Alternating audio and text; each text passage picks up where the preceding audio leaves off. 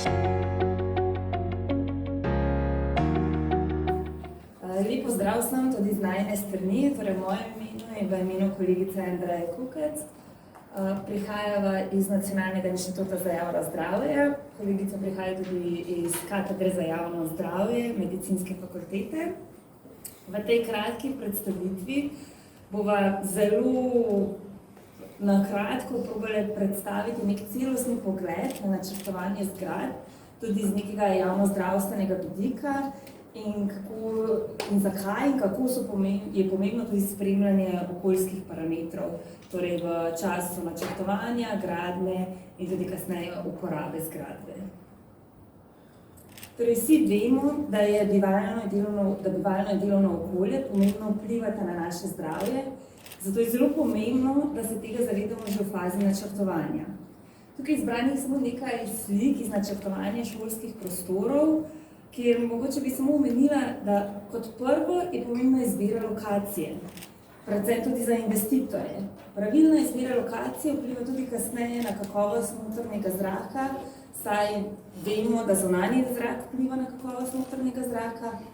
Če ga umestimo recimo zgradbe zraven prometnic, lahko to vpliva na hrup, imamo več problemov z načrtovanjem zgradbe, da ublažimo zunanji hrup. Potem je pri načrtovanju zelo pomembno, katere materiale izbiramo, kako oblikujemo zunanje površine, ali je tudi že naravno osenčenje, s tem poskrbimo, da ni preveliko sonca poleti, predvsem za otroke, ter potem vsi ostali vidiki, kot so dostopnost, povezava z okolico, z sosednjimi zgradbami, da je zgradba uporabniku prijazna in drugo. Proces načrtovanja zgradbe se torej začne že malo prej kot samo načrtovanje, torej že v sami pripravi, ko izbiramo samo lokacijo, umeščamo zgradbo v okolico in potem moramo biti pozorni torej skozi celoten proces, torej načrtovanje, gradnja in uporaba, in tudi kasneje bomo na primerih pokazali, kako je pomembno spremljanje nekih parametrov čez celoten cikel zgradbe, torej ne samo v zadnji fazi, ko pridejo uporabniki in ko začnemo uporabljati neke zgradbe. Tekom celotnega procesa je pomembno interdisciplinarno sodelovanje, kjer je pomembno tudi vključevanje strokovnjakov s področja zdravja in okolja s nekimi specializiranimi znanji, in lahko povem iz prakse, da predvsem te strokovnjaki so redko vključeni. Ponavadi so vključeni arhitekti, gradbeniki, strojniki, pri kakšnih bolj specifikah pa je velikokrat ali zmanjka časa, ali zmanjka financ, ali se vse zelo na hitro dogaja in se določeni strokovnjaki ne vključijo v proces načrtovanja. O nekih pametnih tehnologijah, avtomatizaciji, digitalizaciji se res veliko govori zadnje čase, tudi danes. Mogoče, kar se moramo zavedati, je, recimo, če tam samo primer spremljanja nekih, recimo, kakovosti zraka v prostoru. Pametne tehnologije nam to omogočajo. Vprašanje pa, če vemo, kaj potem s temi podatki, ki jih pridobimo, narediti. Ker če samo spremljamo neke parametre in potem ne ugotavljamo, kaj nam te podatki povejo in ne ukrepamo in potem ne spreminjamo neke zasnove zgradbe ali nekih drugih vidikov, da bi izboljšali te parametre, nismo naredili popolnoma nič. Torej, mogoče samo naj omenim, pri teh stvareh je potrebno biti kar pazljiv, kot je že na začetku v prvem predavanju omenil tudi Dan podjetja. Torej, spremljanje okoljskih parametrov v stavbi nam lahko pomaga, da pridobimo neke podatke in na podlagi nekih podatkov, ki so ustrezni ali neustrezni, na to tudi ukrepamo in naredimo neke ukrepe za izboljšanje kakovosti bivalnega okolja. Po literaturi smo nekako izluščili 5 najbolj pomembnih parametrov, torej toplotno udobje, zvočno udobje, svetlobno udobje, kakovost notranjega zraka in energetska učinkovitost, in mogoče tem 5 posvetili malo več pozornosti. Za uvod naj samo povem, da za vsako od teh kategorij se v bistvu skriva en strokovnjak. Torej, redko kje boste našli strokovnjaka, ki obvlada popolnoma vseh 5 področij, ker So strokovnjaki, ki obvladajo svetlobo in načrtujejo osvetlitev, in seveda je potrebno tudi vključiti njih in oni vam bodo povedali, kakšno osvetlitev potrebujete v prostoru, saj se standardi razlikujejo glede na tip zgradbe, tip uporabe posameznega prostora, ali je to, ne vem, na primer kuhinja ali predavalnica. In seveda tudi pri sami zasnovi zgradbe bi bilo že na mestu, da se take strokovnjake tudi vključi, ker lahko s svetlobo, lahko seveda vpliva, mislim, z načrtovanje zgradbe, kot so geometrija oken, količina zasteklitve, seveda vplivamo tudi na kasnejšo svetlobno ugodje v stavbi. Toplotno obdobje, 3 glavni vidiki, ki nam govorijo o toplotnem obdobju, so temperatura zraka, relativno vlažnost zraka, CO2, tukaj so napisane tudi mejne vrednosti. O kakovosti notranjega zraka se mi zdi, da se govori zadnje čase največ. Se strinjam, največ časa preživimo v notranjih prostorih, zato je zrak zelo pomemben in tudi prezračevanje. V podrobnosti tukaj ne bi šla mogoče. In tudi zvočno obdobje, nekaj sem omenila že na začetku, torej vemo, da akustične težave izvirajo iz zvokov v zraku, zunanjega hrupa, hrupa iz sosednjih prostorov, hrupa opreme, tudi zvoka bližnjih objektov, in zagotoviti zvočno obdobje je tudi zelo pomembno in vpliva na produktivnost. Tudi o energetski učinkovitosti se zelo veliko govori v zadnje čase, vendar moramo tukaj biti zelo pazljivi, da ne pozabimo na neko obdobje in tudi počutje uporabnikov. V nadaljevanju bi predstavila nekaj primerov orodij in metodoloških pristopov za spremljanje kakovosti notranjega zraka v pametnih stavbah, ter kasneje tudi 2 projekta evropska, na katerih smo sodelovali in kjer smo isto spremljali kakovost notranjega zraka v pametnih stavbah. Zakaj toliko pozornosti na kakovost zraka? Ja, vsi vemo, da onesnažen zrak v zaprtih prostorih lahko povzroči različne bolezni dihal, srca, ožilja, tudi prezgodnjo smrt, to že Svetovna zdravstvena organizacija govori. In pogoj za neko pripravo načrta ukrepanja in priporočil za izboljšanje kakovosti zraka v notranjih prostorih pa je redno spremljanje koncentracije onesnaževalcev v zraku in različnih fizikalnih parametrov. Tukaj bi samo omenila, da je meritev zraka moramo izvajati kontinuirano, da obstajajo neke akreditirane metode, tudi če uporabljamo neke merilce, je potrebno uporabljati res akreditirane merilce za merjenje kakovosti zraka. Merila mesta morajo biti tudi zelo skrbno izbrana, ni vsako mesto ustrezno oziroma se lahko kakovost zraka v istem prostoru razlikuje glede na merilno mesto. Če merimo določene, ne vem, aldehide ali določene parametre, ki zahtevajo analize v laboratorijih, je potrebno zagotoviti, da te meritve izvajajo res laboratoriji, ki so za to akreditirani. In seveda vzporedno z meritvami notranjega zraka je potrebno meriti tudi kakovost zunanjega zraka, ker ko prezračujemo prostor, seveda vsi vemo, da zunanji zrak zelo vpliva tudi na notranji zrak. Tukaj naštetih še nekaj parametrov, ki se jih ponavadi meri, torej delci različnih velikosti, CO2, aldehidi, radon, hlapne organske spojine, NO2, temperatura, relativna zračna vlaga. To je prvo podjetje. Prvi primer, podjetje Happold je v bistvu projektantsko podjetje iz Amerike, ki temelji na tem, da je v svoj projektantski tim vključilo interdisciplinarne strokovnjake in poleg tega, da projektira, se veliko ukvarjajo tudi z raziskavami in z nekim razvojem. In en oddelek se je veliko ukvarjal z razvojem digitalnih tehnologij v preteklosti.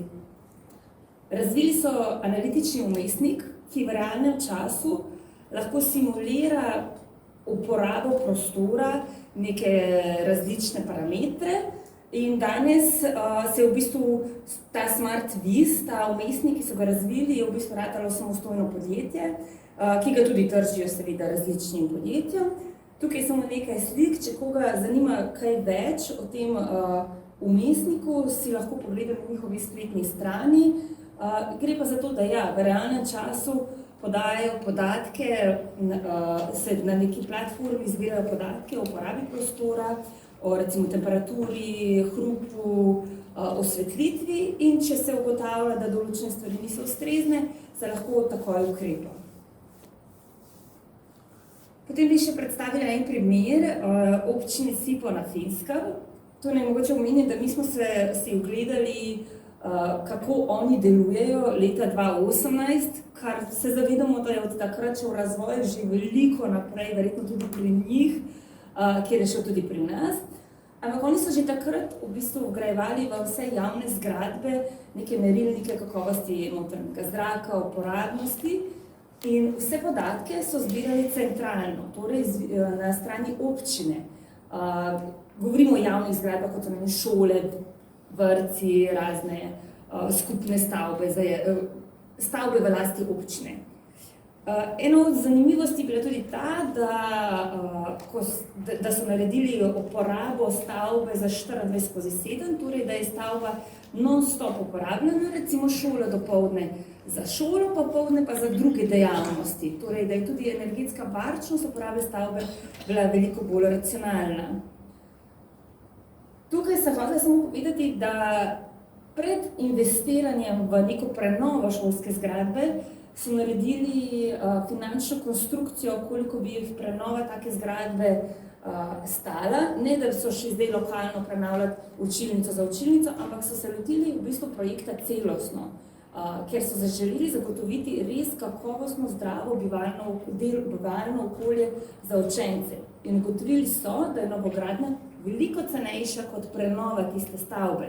In zato so potem v nekom območju umestili v bistvu vse šolske zgradbe, tudi tisto, tudi to novo zgradbo, vrtce, in so se res tega malo drugače lotili kot marsikdaj pri nas. Seveda tukaj sem samo hotela povedati, da občina Sipo tudi spremlja vse parametre v sami občini in tudi potem v zgradbah. Zelo veliko pozornost posvečajo umestitvi v prostor, oblikovanih zunanjih površin, gradnji, kjer tukaj pri gradnji moramo samo toliko paziti, da je treba zagotoviti zdravo okolje, zdrave pogoje tudi za delavce. Ponavadi pozabimo na njih in vedno razmišljamo samo potem v uporabi, med tekom same gradnje se pa ne zavedamo, da tudi tam so ljudje in tudi tam je človek, na katerega moramo misliti in tudi za njega zagotoviti dobre delovne pogoje. In če, na primer, prenavljamo stavbo in otroke v tistem obdobju, torej govorimo o letu, kolikor poteka gradnja, premestimo v druge objekte, kakšni so bivalni oziroma delovni pogoji v tistem objektu za tisto leto. Leto je dolgo obdobje in na to tudi marsikdaj pozabimo. V sami uporabi, ko pa uporabljamo prostore, pa potem spremljamo kakovosti zraka, svetlitev, hrup, pregledovati je treba tudi opremo, pohištvo, ker tudi z opremo pohištva lahko izvirajo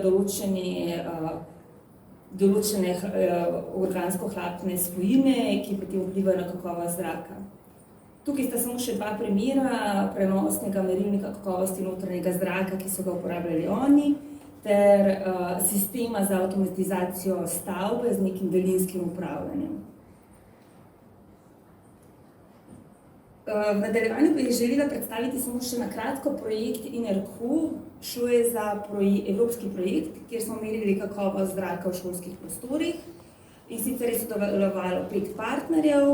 5 partnerjev v vsaki državi smo izbrali 12 šolskih objektov, kjer smo v zimskem kurilnem obdobju en teden merili kakovost zraka, torej 8 ur vsak dan 5 dni v tednu. In rezultati te raziskave in tudi neki ukrepi, kako postopati k prenovi in kaj lahko zdaj naredimo, da izboljšamo šolsko ugodje, so pa zbrani v teh 2 priročnikih, ki jih lahko dobite na naši spletni strani.